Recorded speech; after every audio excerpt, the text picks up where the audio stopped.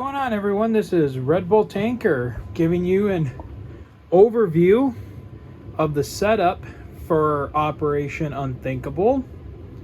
I hadn't shown these yet because I haven't done a 1914 video lately.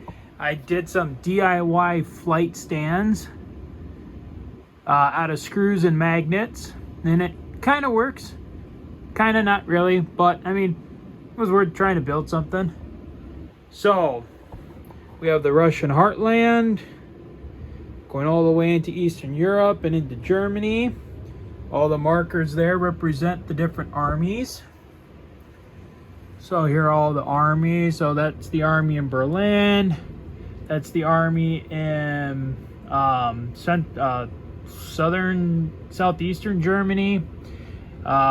This is in Stettin, and then that is in Austria. Then we have the Allied armies.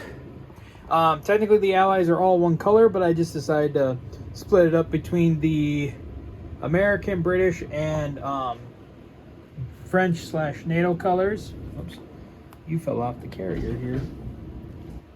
So overall, pretty big setup. I ended up having to use all my naval bases and pretty much all my air bases for this game. I did note that there is one error on the map that was printed for me. There is supposed to be a East Prussia here in Eastern Poland, but it must have not. It didn't get printed. So a small little error, but I mean, I'll figure out a way to fix that. Here's the army in Warsaw.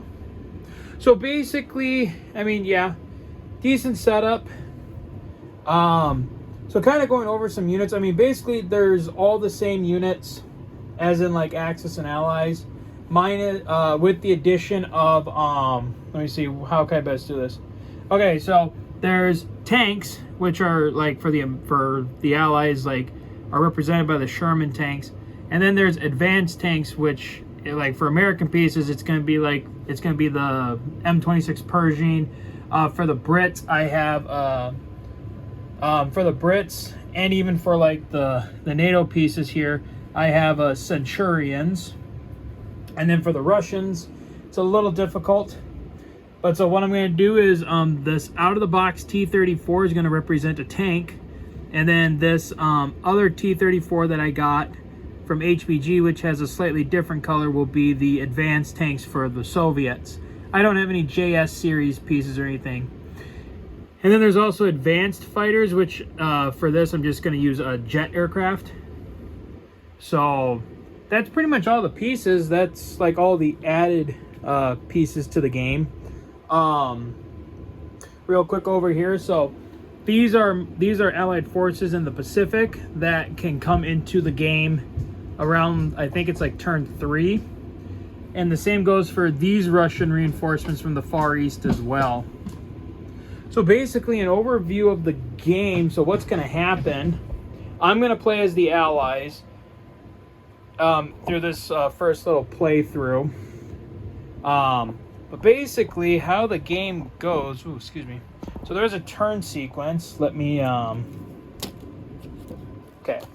All right, so first we have, pardon the glare. So first there is a timeline event, which is right here. So turn 1, and each turn represents a month, not a year or 6 months. So turn 1, so this is the timeline event. So here the Allies on turn 1 will roll a dice.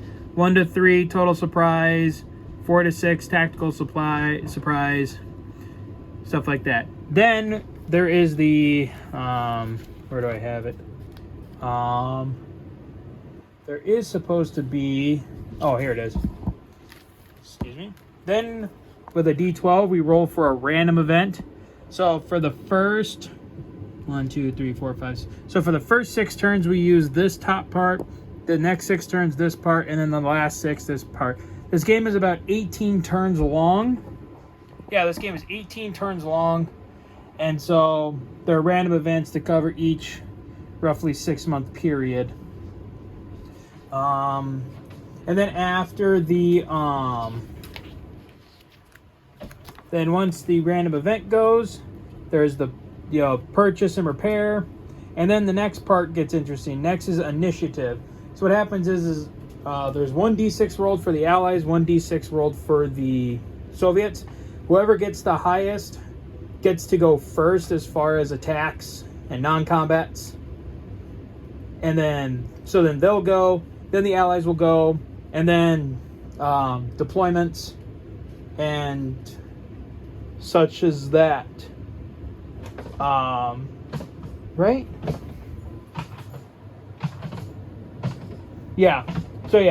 So timeline event, random event, initiative, then combat moves for one side, combat moves and non-combat moves for one side, and then this game, like with the global war games, has strategic rail movement and